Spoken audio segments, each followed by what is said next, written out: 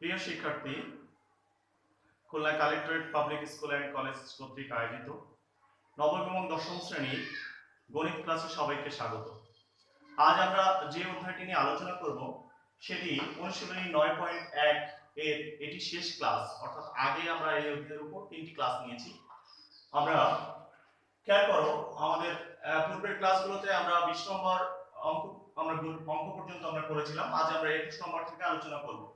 খেয়াল করি 21 নম্বর অঙ্কটিতে আছে যে cos a plus sin a equal to √2 cos a হলে প্রমাণ করো যে cos a minus sin a equal to √2 sin a। খেয়াল করো এখানে দেওয়া আছে যে টার্মটি, খেয়াল করবে প্রিয় শিক্ষার্থী, যে টার্মটি আমাকে বলেছে যে এইটা হলে প্রমাণ করো যে, তোমরা অনেক ক্ষেত্রে এটা দিয়ে অঙ্ক শুরু করো, কিন্তু এটা তো প্রমাণ করতে বলেছে, তাই আমাদের যে টার্মটি দেওয়া আছে, আবারও বলছি, যেটি দেওয়া আছে, অর্থাৎ দেওয়া আছে যে টার্মটি, সেটি নিয়ে আমাদের অঙ্কটি শুরু করতে হবে। অর্থাৎ দেওয়া আছে কোনটি, দেওয়া আছে, খেয়াল করো এই টার্মটি আমার দেওয়া আছে, তাই এটি নিয়ে আমি অঙ্কটি শুরু করলাম। প্রিয় শিক্ষার্থী, লক্ষ্য করো এখানে cos a আর এখানে আছে √2 cos a। তাহলে আমরা দেখতে পারি এখানে একটি cos a R √2 cos a, তার মানে √2 এর মান আমরা কিন্তু জানি সেটি একের চেয়ে বড়। তার মানে এই দুটো cos কে, যেহেতু এটা বড়, তাই আমি এটাকে ডান পাশে নিয়ে গেলাম। আবারও খেয়াল করো, এটি বাম পাশে ছিল, আমি পক্ষান্তর করেছি, তাই এর চিহ্ন পজিটিভ থেকে এখানে আসলে এটি নেগেটিভ হয়েছে। খেয়াল করি এই দুটো থেকে আমরা এখন cos এটা কমন নিতে পারি। খেয়াল করো cos এটা যখন কমন নেবে, cos এটা অবশ্যই তোমরা এখানে ডান পাশে, বাম পাশে লিখবে না, ডান পাশে সব সময় কমন নেওয়ার চেষ্টা করবে। cos এ যদি আমরা কমন নিই তাহলে হবে √2 - 1। খেয়াল করো এখানে যখনই তোমার √2 - 1 হয়ে গেল, তখন উভয় পক্ষকে √2 + 1 দ্বারা গুণ করবে, অর্থাৎ উভয় পক্ষ, অর্থাৎ ডান পক্ষ এবং বাম পক্ষে, দেখো আমি বাম পক্ষে √2 + 1 এবং ডান পক্ষে √2 + 1 দ্বারা গুণ করেছি। আমি এটাকে √2 + 1 এর সঙ্গে গুণ আকার আছে sin a, তাই আমি গুণ করে দিলাম √2 sin a + 1 এর সঙ্গে sin a গুণ করলাম sin a। খেয়াল করো প্রিয় শিক্ষার্থী, যে এই অংশটি আমাদের কিসের সূত্র পড়েছে, a + b * a - b, তাই আমরা বলতে পারি a² - b², যথারীতি এখানে cos a থেকে গেল। খেয়াল করো এখানে আসলে 2 - 1, 2 - 1 মানে 1, তাই এখানে আসলে 1, এই জায়গায় আসলে 1, তাই এটা শুধু cos a থেকে গেল। আর sin a কে আমি বাম পাশ থেকে ডান পাশে নিয়ে আসলাম, তার মানে হলো √2 sin a = এই পাশে শুধু cos a, 2 - 1 মানে 1 আগেই বলেছি, তাই এটা cos a থাকলো। এটাকে আমি যখন ডান পাশে নিয়ে গেলাম তখন হলো -sin a। অর্থাৎ আমার ডান পাশটা বাম পাশে আর বাম পাশটা ডান পাশে লিখলেই আমাদের যেটি প্রমাণ, অর্থাৎ এটিকে আমরা যদি বাম পাশে লিখলাম, অর্থাৎ cos a - sin a = বাম পাশটিকে ডান পাশে লিখলাম, অর্থাৎ √2 sin a। এটি আমার, দেখো এখানে বলেছিল প্রমাণ করো যে, আমি এখানে অবশ্যই শেষে কি লিখে দিব, প্রমাণিত। খেয়াল করো প্রিয় শিক্ষার্থী, অঙ্কটি আসলে উল্টো ভাবেও মাঝে মাঝে আসে, তোমাদের একটি হোমওয়ার্ক আমি দিয়ে দিলাম।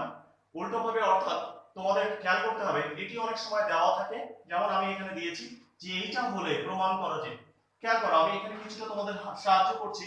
খেয়াল করো এখানে দুইটা sin a আছে, এখানেও sin a আছে, অর্থাৎ আমি বলতে চাই sin দুটোকে তোমরা এক পাশে নেবে এবং sin দুটোকে এক পাশে নিয়ে কমন নিলেই এই অঙ্কটি আগের নিয়মের মতো তোমরা করতে পারবে। প্রিয় শিক্ষার্থী, আমরা এখন যে অঙ্কটি করব অনুশীলনী 22 নম্বর, বলছে যদি tan a = 1/√3 হয় তবে এত এর মান নির্ণয় করো।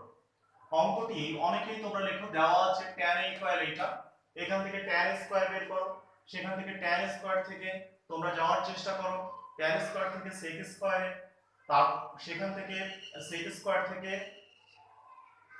এরপর আবার স্টেপ বাই স্টেপ করে তোমরা সামনে আগানোর চেষ্টা করো। কিন্তু লক্ষ্য করো আমি তোমাদের খুব সহজ একটা নিয়ম শিখিয়েছি। সৃজনশীল পদ্ধতিতে এই ধরনের অঙ্ক থাকার সম্ভাবনা কিন্তু অনেক বেশি। তোমার সামনে দেয়া আছে tan a = 1/√3, তাহলে তুমি লিখতে পারো অতএব tan a = আমরা কি পড়েছিলাম মনে আছে সবার, বিপরীত বাহু বাই সন্নিহিত বাহু। tan a = বিপরীত বাহু বাই সন্নিহিত বাহু। tan a = পড়েছিলাম বিপরীত বাহু বাই সন্নিহিত বাহু। তাহলে প্রশ্ন হচ্ছে বিপরীত বাহু আমাদের এখানে 1 দেয়া আছে আর সন্নিহিত বাহু দেয়া আছে √3। দেখো tan a = 1/√3 দেয়া ছিল, তাই আমরা বলতে পারি এই কোণের বিপরীত বাহু হচ্ছে 1 আর সন্নিহিত বাহু হচ্ছে √3। তাহলে লক্ষ্য করো অতএব অতিভুজ কি হবে, square root over of √3 square, অর্থাৎ সন্নিহিত বাহুর স্কয়ার প্লাস বিপরীত বাহুর স্কয়ার। আমরা এটা সূত্র আকারে তোমাদের আমি প্রথম ক্লাসে লিখে দিয়েছি, দ্যাট ইজ এখানে হচ্ছে 3 + 1, তারপর হচ্ছে 4, 4 কে স্কয়ার রুট করলে আমরা জানি এটি আসে 2। খেয়াল করো আমরা, অর্থাৎ অতিভুজ আমরা জেনে গেলাম, অতিভুজ হচ্ছে 2। খেয়াল করো এখানে আমাদের কি কি দরকার, একটা দরকার sec a, আরেকটা দরকার হচ্ছে cosec a। sec a দরকার, আরেকটা cosec a। প্রথমে লিখেছি cosec, কোসেক আসলে কার উল্টা ছিল? সাইনের উল্টা ছিল। সাইন মানে কি ছিল? সাইন মানে ছিল বিপরীত বাহু বাই অতিভুজ। সাইন এ মানে হচ্ছে বিপরীত বাহু বাই অতিভুজ, কিন্তু যারা কোসেকে বললে কি হবে? অতিভুজ বাই বিপরীত বাহু। তাহলে কোসেকে সমান সমান অতিভুজ কত আমাদের 2, বিপরীত বাহু কত 1, তাই 2/1। আমরা নিচে ঘরে কি কখনো 1 লিখি না, তাই 2/1 কে মূলত আমরা 2ই লিখি। খেয়াল করো সেক, সেক মূলত কার উল্টা? সেক হচ্ছে কজের উল্টা। তার মানে দেখো কজ কি ছিল? কজ ছিল সন্নিহিত বাহু বাই অতিভুজ। তাহলে কজের উল্টা যদি হয় তাহলে সেকের ক্ষেত্রে কি হবে? অতিভুজ বাই সন্নিহিত বাহু। অতিভুজ 2 দেয়া আছে আর সন্নিহিত বাহু দেয়া আছে। এটি হলো সবচেয়ে সহজ পদ্ধতি এই অঙ্ক করার।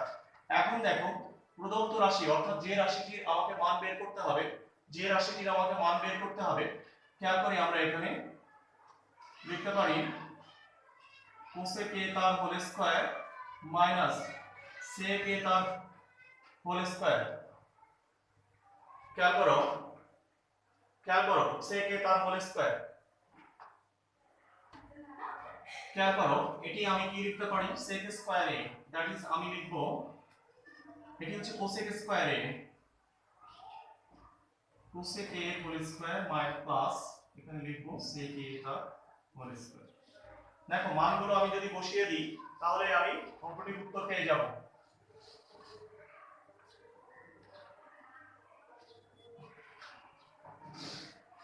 দেখো আমাদের এখানে cosec a সমান সমান আমাদের কত ছিল? cosec আমরা একটু আগে বের করেছি, cosec সমান সমান 2 ছিল, তার মানে 2 স্কয়ার মাইনাস আমাদের এখানে দেখো sec সমান সমান ছিল 2/√3, লিখি 2/√3 আর আবার হোল স্কয়ার। নিচে কি হবে? 2 স্কয়ার প্লাস 2/√3 তার হোল স্কয়ার। আমরা দেখি এখানে আছে 4 মাইনাস 4/3, নিচে খেয়াল করো 4 প্লাস 4/3, উপরে নিচে যদি লসাগু করে দাও, উপরে 3 লসাগু তাহলে 12 মাইনাস 4, হরেও দেখো 3 লসাগু তাহলে হচ্ছে 12 প্লাস 4। আমরা অঙ্কটি প্রায় শেষ পর্যায়ে চলে এসেছি। খেয়াল করো আমরা যদি গুণ করে উল্টিয়ে দিই তাহলে হর হর মিলে আমাদের সামনে বাদ হয়ে যাবে, উপরে থাকবে 8 আর নিচে থাকে আমাদের এখানে 16। যদি কাটাকাটি করা হয় তাহলে 1/2। এটি আমাদের এই অঙ্কটির উত্তর। আবার বলছি সৃজনশীল পদ্ধতিতে এই ধরনের অঙ্ক কিন্তু খুবই গুরুত্বপূর্ণ। প্রিয় শিক্ষার্থীরা, এবার 30 নম্বর অঙ্কটি আমরা দেখব। সেখানে বলা আছে cosec a minus cot a equal 4/3 হলে cosec a plus cot a এর মান কত? অঙ্কটি দেখো আমি 3 থেকে 4 লাইনে করেছি, কিন্তু অঙ্কটি আসলে কিছু না করেও এর উত্তর বলে দেওয়া যায়। আমি সেই টেকনিকও তোমাদের শেখাবো, কারণ অঙ্কটি আমাদের বহু নির্বাচনীতেই সাধারণত থাকে। লক্ষ্য করি দেওয়া আছে cosec a minus cot a সমান সমান 4/3। তাহলে দেখো আমরা জানি cosec square a minus cot square a সমান সমান 1। এই সূত্র কিন্তু আমরা সবাই জানি। এটি মূলত কোন ফর্মে আছে? দেখো a square minus b square. আমি আবারও বলছি এটি মূলত a square minus b square ফর্মে আছে। তাহলে আমরা এটাকে বলতে পারি a plus b into a minus b। আবার বলছি এটা a plus b into a minus b। খেয়াল করো এই মানটি তোমার দেওয়া আছে, এই মানটির মান দেওয়া আছে 4/3। তার মানে আমরা এখান থেকে সরাসরি বলতে পারি cosec a plus cot a সমান সমান, যখন 1 এর এপাশে ভাগ দিয়ে দেওয়া হয়, আবার খেয়াল করো 1/4/3।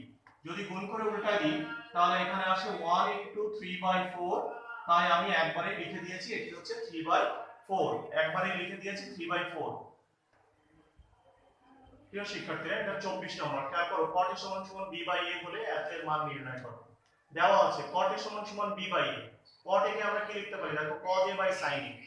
খেয়াল করো এখানে শুরুতে আছে sin a এবং sin এর সঙ্গে দেখো স্মল a গুণ আছে, তাই যদি sin a হচ্ছে হরে সেটিকে আমি লবে নিতে হয়, তাহলে লব হরকে উল্টাতে হয়, আর লব হরের উল্টানোর নাম হচ্ছে ব্যস্তকরণ, যেটি তোমরা অনুপাত সমানুপাত অধ্যায়ে শিখবে। তাহলে লব হর উল্টিয়েছি, অর্থাৎ দেখো ডান পক্ষেরও লব হর উল্টাই দিয়েছি, বাম পক্ষেরও লব হর উল্টাই দিয়েছি।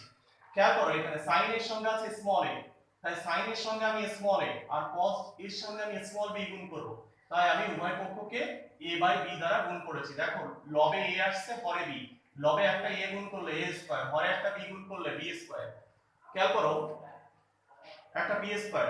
এবার আমি যোজন বিয়োজন করে দিয়েছি। যোজন বিয়োজন হচ্ছে আবার বলছি লব যোগ হর বাই লব মাইনাস হর, লব যোগ হর বাই লব মাইনাস হর করেছি। আর এবার আবার ব্যস্তকরণ করে দিয়েছি, তাহলে অঙ্কটির উত্তর হয়েছে তোমাদের HW 21 থেকে 25। ধন্যবাদ সবাইকে আজকের ক্লাসে।